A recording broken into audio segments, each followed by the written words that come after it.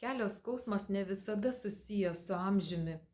Keliai yra labiausiai apkrauti sąnariai mūsų organizme, tačiau amžius nėra pagrindinė skausmo priežastis. Jei jūs turite antsvorio, padidėjęs cukraus kiekis kraujyje ir apatinės sąnariai, tai pirmieji kenčia jūsų kelienių sąnariai. Kai organizme atsiranda lėtinis uždegimas, sinovinis sąnarių skystis nyksta. Kremzlė praranda elastingumą, tada pradedate jausti traškesį sąnariuose, skausmas leidžiantis laiptais ar lipant.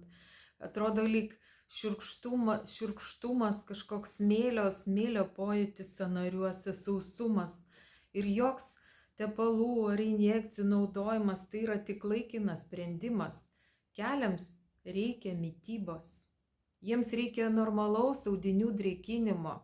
Jiems reikia hialurono rūgšties ir jo palaikymo iš vidaus. Tačiau tai veiks tik tada, kai jūs pašalinsite uždegimą iš vidaus.